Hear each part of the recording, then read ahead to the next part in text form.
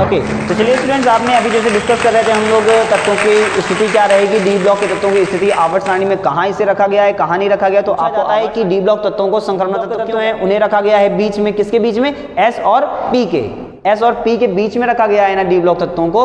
तो भैया होता यह है कि जो डी ब्लॉक के तत्व होते हैं उनकी प्रॉपर्टी एस और पी ब्लॉक के तत्वों के समान मिलती जुलती होती है, पूरी नहीं होती है। वर्ड यूज होगा यहाँ पर, एस और पी के तत्वों के जैसी प्रॉपर्टी शो करते हैं, उनसे मिलती जुलती प्रॉपर्टी शो करते हैं। Okay, that's why they call transition element D block तत्वों को संक्रमण तत्व इसलिए कहा जाता है क्योंकि इन्हें एस और पी के बीच में रखा गया है। ये एस और पी के समान ही कुछ गुणों को प्रदर्शित करते हैं। बस केवल इतना आपको एक लाइन लिखना होता है। आप स्थिति एग्जैक्टली आप क्या बताओगे, एक तो आप ये बोल दोगे एस और पी के बीच में रखा गया, ये पॉइंट हुआ। अब दूसरी आपको एक और जो स्थिति लिखने की जब बात आती है तो कॉलम वाइज आप इनको लिखते हो, थर्ड बी से 8 तक, तथा फिर लास्ट में आपको मिलते हैं 2 कॉलम और, फर्स्ट बी व सेकंड बी। तो ऐसे आपको टोटल नंबर ऑफ 10 कॉलम्स मिल जाते हैं। जो मैंने बताया ना 10 कॉलम है, थर्ड बी से स्टार्ट होगा, third B, fourth B, fifth B, six B, seven B, then उसके बाद में 8 8 8 8 8 में 3 कॉलम है। 8 में कितने कॉलम है, ये 3 लाइनें दिख रही ना, 3 डंडी, दैट मीन 8 में आपको 3 कॉलम मिल जाएगा। और फिर उसके बाद मिलता है फर्स्ट बी और सेकंड बी। टोटल कितने कॉलम है, 10 कॉलम है। एक और क्वेश्चन ऑब्जेक्टिव में पूछा जाता है, आवर्त सारणी में कुल संक्रमण तत्वों की संख्या कितनी है। तो चलिए याद कर लेंगे, अभी कुल संक्रमण तत्वों की संख्या है 40। टोटल ट्रांजिशन एलिमेंट्स कितने हैं, 40 हैं। पॉइंट इज क्लियर और नॉट। अभी तक हम लोगों ने क्या पढ़ा हुआ है, अभी तक हम लोगों ने पढ़ा है कि डी ब्लॉक के तत्व क्या होते हैं, उनकी परिभाषा पढ़ी। परिभाषा के बाद में आपने जाना है कि इनकी स्थिति क्या होती है, वो जान लिया। इन्हें संक्रमण तत्व क्यों कहते हैं वो जान लिया। आवर्त सारणी में कहाँ कैसे रखे गए ये भी जान लिया। एग्जैक्ट स्थिति क्या लिखनी वो भी जान लिया। टोटल तत्व हैं कितने ये भी आपने जान लिया है। अब इसके बाद में आपका पॉइंट है वो आता है कि संक्रमण तत्व के प्रमुख लक्षण लिखें। तो भाई प्रमुख लक्षण क्या होते हैं, अब हमें करना है वो पॉइंट डिस्कस। ओके,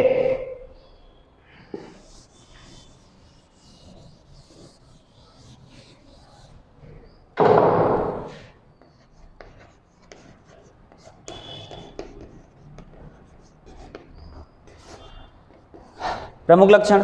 तो भाई अगर प्रमुख लक्षणों की हम लोग बात करते हैं तो वैसे तो ये सारी चीज़ें मैं आपको रिटन नोट्स में प्रोवाइड करा दूंगा, ठीक है ना। ये सारी चीज़ें आपको एक एक चीज़ें रिटन नोट्स में आपको प्रोवाइड हो जाएंगी। आज हम लोग जस्ट डिस्कस कर रहे हैं, सारी चीज़ें पढ़ रहे हैं, सुन रहे हैं। आप ध्यान से सुनिएगा, जब आपको रिटन में मिलेगा आप लिख रहे होगे अपनी कॉपी में तो चीज़ें और अच्छे से समझ में आ जाएंगी। आज आपको सीखना है, सीख लीजिए। ओके, तो प्रमुख लक्षण, सबसे पहली बात तो जितने भी डी ब्लॉक के तत्व हैं ना बेटा वो सारी की सारी धातुएं हैं। ओके, तो वेरी फर्स्ट पॉइंट इज सभी धातुएं हैं। अब मेटल्स की बात करते हैं, कुछ स्पेसिफिक पॉइंट्स की बात करते हैं कि जो डी ब्लॉक के तत्व हैं, ये जो धातुएं हैं, इनमें क्या स्पेसिफिक होता है। तो भाई अगर धातुएं हैं तो इनमें धात्विक लक्षण होते हैं ऑब्वियसली, ठीक है ना। अब इसके बाद इन्हीं धात्विक लक्षण के बाद में आप ये पॉइंट लिख सकते हैं, ये सभी धात्विक लक्षण प्रदर्शित करते हैं, इसलिए ये सभी क्या होती हैं, धातुएं होती हैं। अब एक बहुत ही खास बात की जब आप बात करते हो तो बहुत ही खास बात यहाँ पर जो आती है इन डी ब्लॉक के तत्वों के लिए वो ये होती है कि ये सभी मिश्र धातु बनाते हैं। क्या बनाते हैं, मिश्र धातु बनाते हैं, मिश्र धातु बनाते हैं। जैसे आपको मिलता है पीतल, तो पीतल आपको मिलता है किसे, कॉपर और जिंक जब मिल जाता है तो क्या बनता है, पीतल बनता है। ठीक, तो ये सारे क्या बनाते हैं, मिश्र धातुएं बनाते हैं। ऐसे ही बहुत सारे एलॉयज बनाते हैं। नेक्स्ट, इसी के बाद आप अगला पॉइंट जो बहुत इंपॉर्टेंट है वो पॉइंट है आपका कि ये तत्व परिवर्ती संयोजकता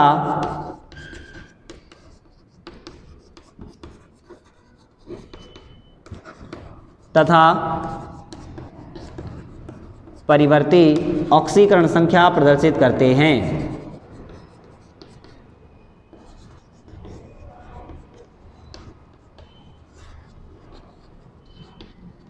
ओके बेटा, पॉइंट आपको बताए जा रहे हैं, स्पेसिफिक से पॉइंट हम लोग पढ़ रहे हैं, कुछ प्रमुख लक्षण की बात कर रहे हैं। पहला पॉइंट, सारे धातुएं क्या हैं, सारे के सारे धातुएं हैं। नेक्स्ट उसके बाद में अगला पॉइंट आपका ये मिश्र धातु होती हैं, मिश्र धातु बना लेते हैं। एक्टिव मेटल्स जो मिलते हैं उनके साथ में मिल करके ये सब मिश्र धातु बना लेते हैं। जैसे एक एग्जांपल आपको दे दिया गया।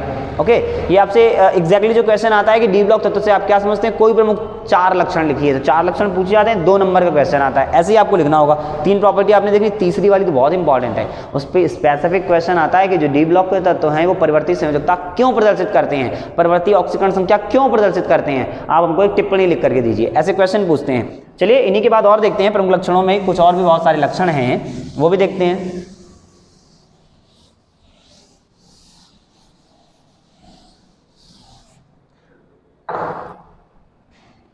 नेक्स्ट पॉइंट है आपका प्रमुख लक्षण की बात करेंगे तो नेक्स्ट पॉइंट नंबर 4 में आपको बताया जाता है ये सारे के सारे तत्व उत्प्रेरकीय लक्षण प्रदर्शित करते हैं। उत्प्रेरकीय लक्षण प्रदर्शित करने का मतलब क्या है, ये और इनके यौगिक, जैसे आपने बहुत सारे रिएक्शंस में देखा होगा कि कॉपर आपका यूज होता है, निकल आपका यूज होता है, और जितने भी कैटलिस्ट यूज होते हैं ना, वो मोस्ट प्रोबेबल या तो डी ब्लॉक एलिमेंट होंगे या डी ब्लॉक एलिमेंट के कोई कंपाउंड होंगे।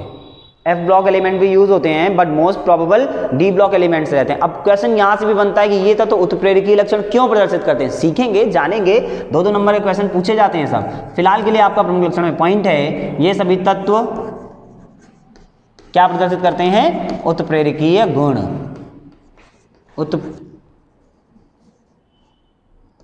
उत्प्रेरकीय गुण या लक्षण, कुछ भी बोलिएगा, प्रदर्शित करते हैं। ये सभी तत्व उत्प्रेरकीय गुण प्रदर्शित करते हैं। ठीक है, तत्व और इनके यौगिक भी, जैसे फॉर एग्जांपल आपको बहुत सारे एलिमेंट्स मिलते हैं ना, कॉपर मिलता है एज अ कैटलिस्ट, Na मिलता है एज अ कैटलिस्ट, बहुत सारे रिएक्शन तो CuO, NiO, ये आपको एज अ कैटलिस्ट मिलता है। आपने देखा होगा Cr2O3 बहुत जगह एज अ कैटलिस्ट यूज होता है। तो बहुत सारे कंपाउंड आपको डी ब्लॉक एलिमेंट्स के मिलते हैं एज अ कैटलिस्ट, उत्प्रेरकीय लक्षण प्रदर्शित करते हैं। अब सबसे खास बात की तरफ बढ़ रहे हैं। देखो ये जो स्टार लगा रहा हूँ इसलिए लगा रहा हूँ क्योंकि इन पर अलग से स्पेसिफिक क्वेश्चन पूछा जाता है, अलग से इन पर स्पेसिफिक क्वेश्चन आता है, वो सारी चीजें हम लोग सीख रहे हैं। ठीक है, चलिए तो बात कर रहे हैं अगले टॉपिक की। अगला क्वेश्चन है यहाँ पर जो आपसे आता है, अगला पॉइंट बहुत इंपॉर्टेंट है, वो ये है कि ये सभी तत्व रंगीन यौगिक या फिर आयन बनाते हैं। अब यहां से भी क्वेश्चन आता है कि ये रंगीन तत्व क्यों बनाते हैं, ये यौगिक रंगीन आयन क्यों बनाते हैं, रंगीन यौगिक क्यों बनाते हैं, ऐसा क्या है इन तत्वों में खास, वो क्वेश्चन भी आपसे पूछते हैं। और एक क्वेश्चन, एक और पॉइंट वो फिर से इंपॉर्टेंट है, फर्दर पॉइंट बहुत ज़्यादा इंपॉर्टेंट है। वो कहते हैं कि ये जो तत्व है ना डी ब्लॉक के, ये डी ब्लॉक के जितने भी तत्व हैं ये सारे के सारे एलिमेंट बनाते हैं बेटा। आप देखिए यहाँ पर आपको बता रहे कॉम्प्लेक्स, कॉम्प्लेक्स आयन मतलब संकुल आयन, जटिल आयन। ठीक है, ये सभी तत्व जटिल या फिर उसी को बोलते हैं संकुल आयन अथवा यौगिक बनाते हैं। अब संकुल आयन बनाते हैं, संकुल यौगिक बनाते हैं, जैसे फॉर एग्जांपल आपने बहुत पॉपुलर देखा हुआ है। अब Fe आपका जो एलिमेंट है वो डी ब्लॉक का एलिमेंट है, अभी हम लोग देखेंगे। ठीक है, कि ये डी ब्लॉक एलिमेंट कैसे है। तो ये आपने आयन देखा होगा और जैसे आप कंपाउंड देखोगे तुरंत पहचान जाओगे।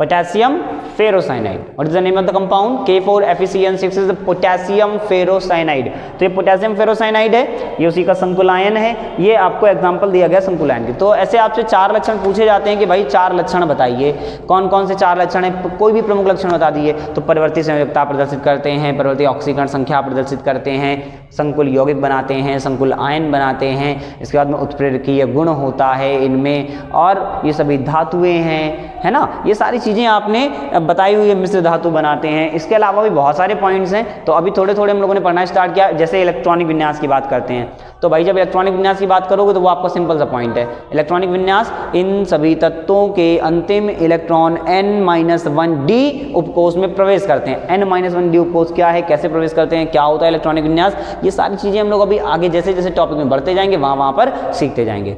ठीक है ना, तो आप अभी इसको जल्दी से नोट करिए।